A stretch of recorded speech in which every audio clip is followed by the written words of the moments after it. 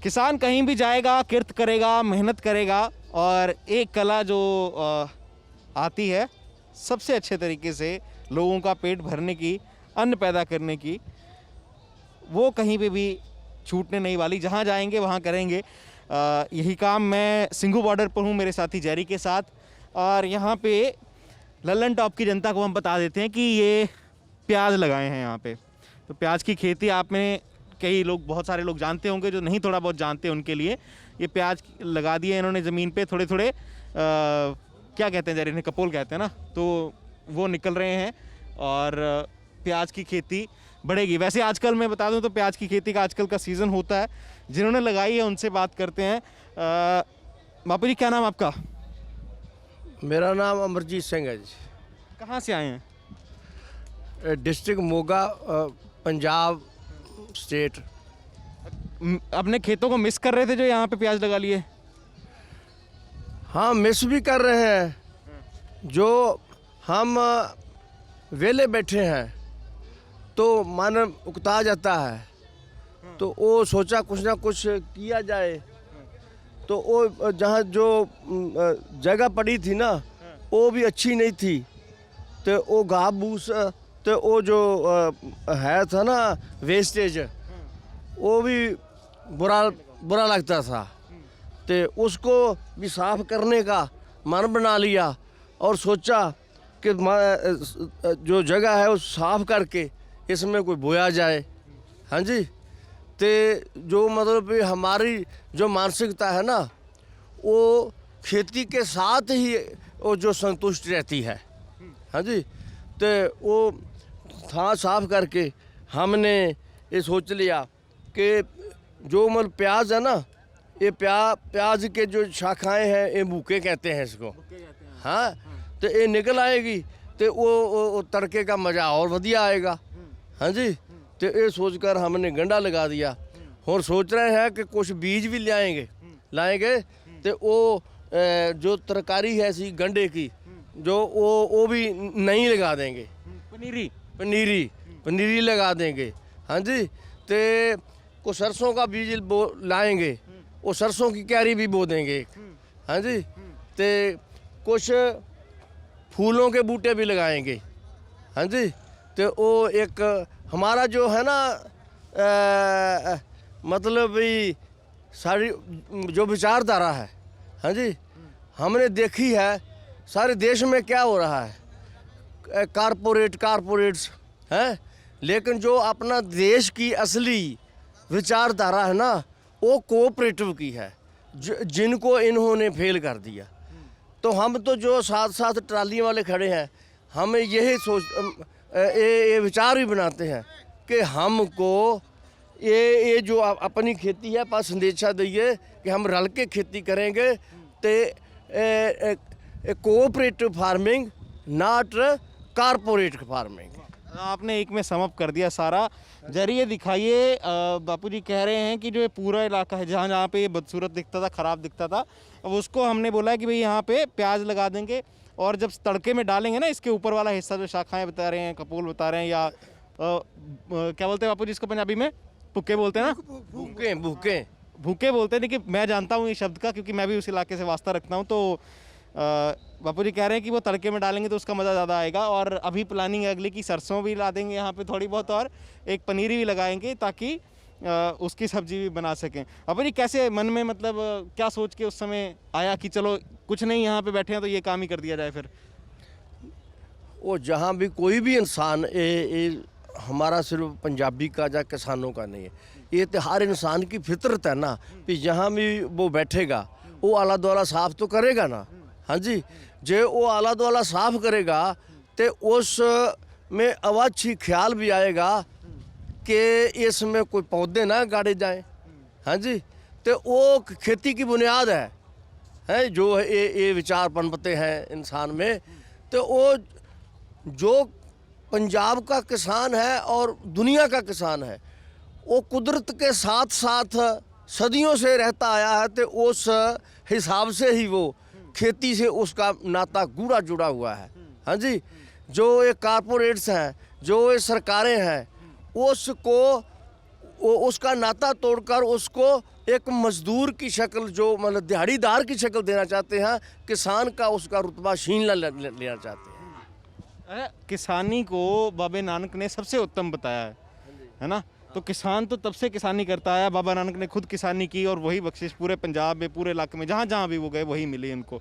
आप भी दिल्ली में आए हैं, आंदोलन में बाबा नानक को भी याद करते हैं, खेती को भी याद करते हैं। बिल्कुल। देखो जो बाबा नानक है ना, वो जो अपना महान कवि होया है प्रोफेसर मोहन सिंह, उसने एक महाकाव्य लिखा है एशिया का चानन। हाँ जी, और मैं तो समझता हूँ कि एशिया का चानन नहीं है, वो पूरी इस दुनिया संसार का चानन है। उसने जो जीवन जांच दी है हमें, आज सारा संसार इस तरफ देख रहा है।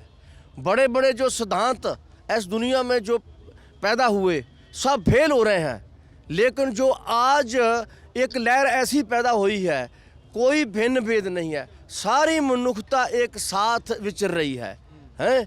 एक माहौल ही ऐसा संसार में पैदा कर दिया है, और वो उसकी जो बुनियाद है वो गुरु नानक देव जी की विचारधारा है। और गुरु नानक जी की जो विचारधारा की बात की, और जिन प्रोफेसर मोहन सिंह की बात की, प्रोफेसर मोहन सिंह पंजाबी के बहुत बड़े कवि हुए, लाहौर में पढ़ाए, अभी प्रोफेसर रहे, बाद में आए, उनकी बड़ी सारी कविताएं, रचनाएं आपको कहीं हिंदी में मिले, आपकी जो भी भाषा है उसमें मिले तो आपको ज़रूर पढ़नी चाहिए। बापू जी, गाँव में लगती है साथ, लोग बैठते हैं शाम में इकट्ठे, यहाँ पे तो बहुत सारे लोग हैं, बड़ी सारी ट्रालियाँ, सब कुछ है, कैसा माहौल लगता है शाम में? बात ये है ना, जो अपने अपने गांव में बैठते हैं वो कुछ और होती बात, क्योंकि वो एक गांव के रहने वाले, वो कबीला होता है। अब यहाँ हमारा कबीला तो वही है, लेकिन फिर हमको एक दूसरे की जो नब्ज़ है ना, उसके बारे में नहीं मालूम, वैसे हम बात नहीं कर सकते। लेकिन जो गुरु नानक की, बाबा नानक की बात करते हैं, बाबा नानक की बात यह है, दुनिया के जो भी इतिहासकार हैं वो जोशिया हैं, इवन हमारे जो हमारे जो है ये धर्म के जो गुरु है ना, जो जिसको पंडित जी बोलते हैं, ग्रंथी जी बोलते हैं, या पादरी जी बोलते हैं, वो जो है तो दूसरों को कहते हैं कि ये तुम करो, वो बोलते हैं ना लोभ मत करो। क्या पंडित का मंदिर का पुजारी लोभ नहीं करता? क्या ग्रंथी लोभ नहीं करता? लेकिन इसलिए गुरु नानक जी ने खेती को खुद कर खेती करके 12-14 साल खेती धंधा करके बताया। इसलिए उसने उत्तम खेती, मध्यम बखार, निखित चाकरी और भीख मंगे अगवार, यह उसने जो शब्द उच्चारे हैं, भले बाबा नानक ने अपने पर लागू किया है, इसीलिए ये कामयाब हुआ है। अगर हम अपने पर लागू करें ना तो कामयाब होता है, लेकिन यहाँ हम कहते तुम कर, दूसरों को कहते हैं। अब प्रधानमंत्री भी दूसरों को बोलता है, अगर वो ये संदेश अपना लागू करे। गुरु तेग बहादुर मत्था टेकने का गया, क्या उसका गुरु तेग बहादुर का सिद्धांत लागू किया उसने? यो ड्रामेबाजी करता है ना। इसलिए जो गुरु नानक जी ने उसने, इसलिए उसने उत्तम खेती बोला है कि जो किसी जीव के मुंह में पड़ना है वो खेती से ही पैदा होना है, चाहे वो पशु गौर हो, चाहे वो पंछी हो, चाहे वो इंसान हो, खेती से पैदा हुआ ही उसका पेट भरेगा, उसके मुंह में जाएगा। और उन्होंने ये भी कहा है खेती सबसे ईमानदारी का काम है, मेहनत का काम है, किर्त करें, और वो ऐसा है किर्त करें, वंड सकें और नाम जपें, है ना। तो सिद्धांत ऐसे ही है कि पहले गुरु ने जब बातें कहीं खेती की, और दशम पिता ने हर तरीके शस्त्र शास्त्र की विद्या और सब चीज़ों की बात उन्होंने कही। मेहनत करता है किसान। यहाँ पे दिल्ली में पहुँचे हैं, एक महीना होने को है, अभी हो गया है ना, मान लीजिए आज 25 तारीख है, 1 महीना हो गया आज।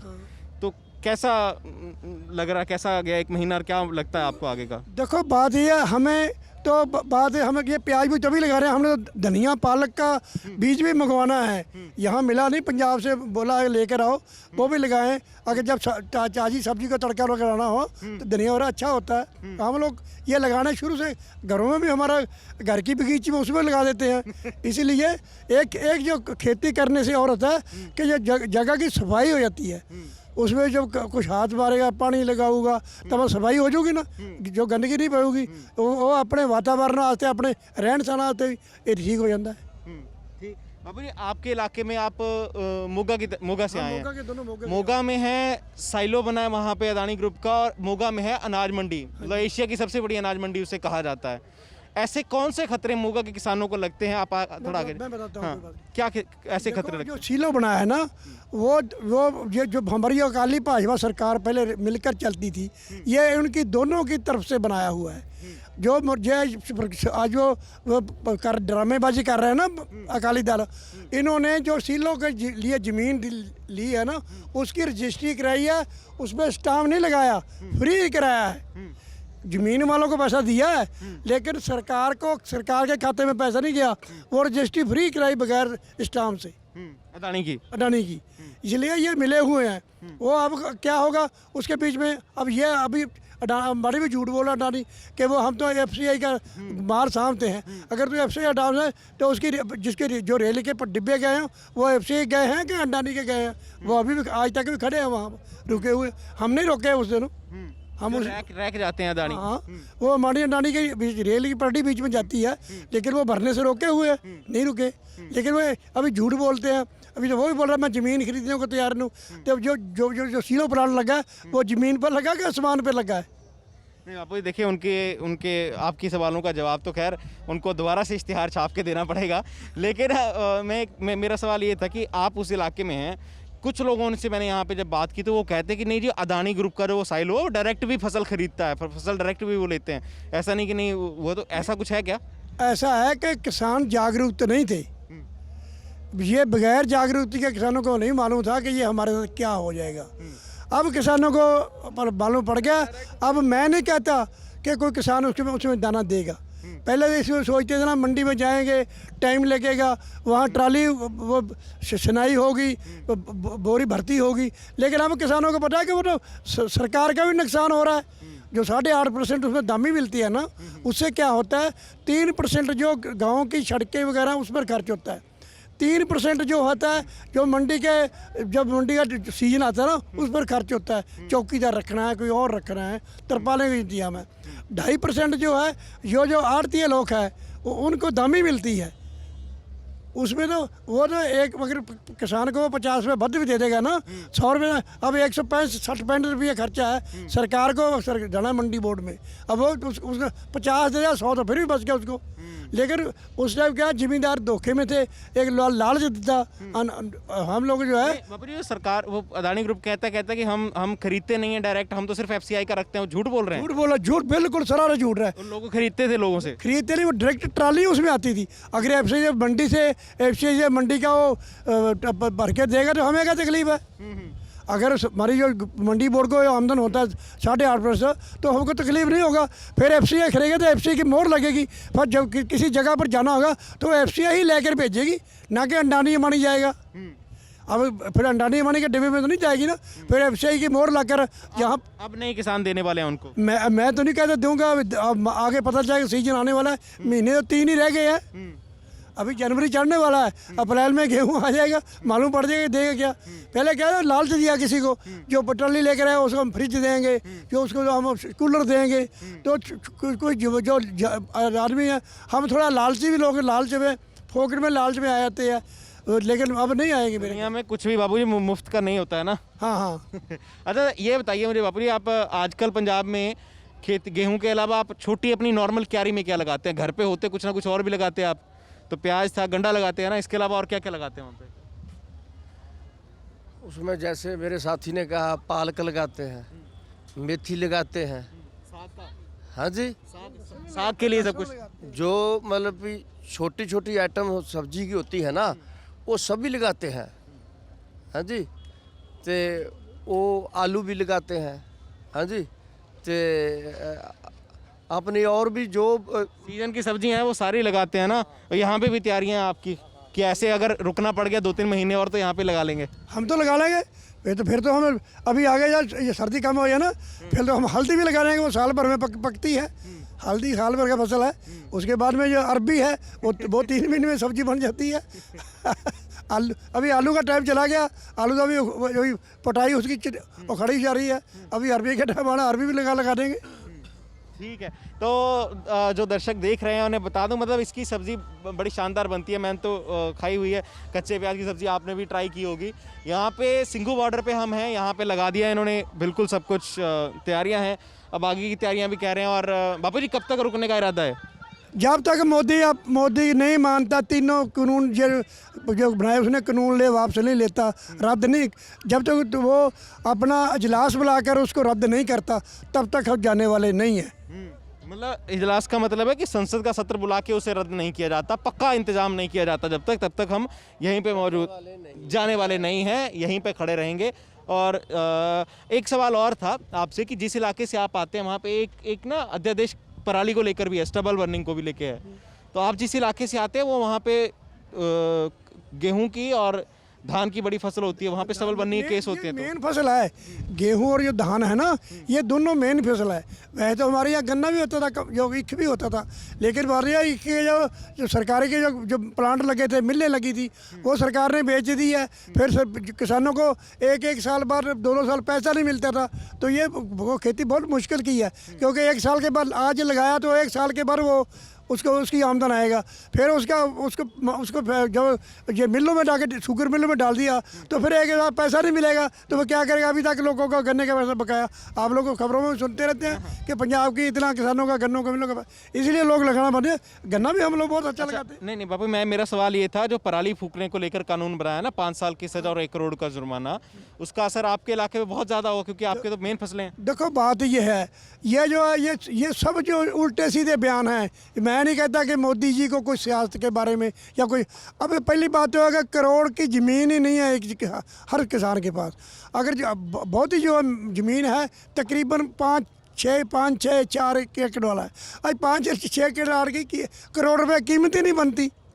अगर 12,000 के 15,000 में बेच लो तो 15 कितना बनेगा, 5 की 75,000 लाख बनेगी, तो करोड़ तो फिर भी नहीं बनेगी। ये सब ऐसे ऊट पटांग बातें हैं। लेकिन ये क्या है, कानून क्या लागू होते हैं? अब बलात्कार के कानून बने हैं, कोई लागू हुआ? अब देखो यूपी में भाजपा की सरकार, पराली वाला भी कैंसिल करवाएंगे, बच्चे गिर जाओगे।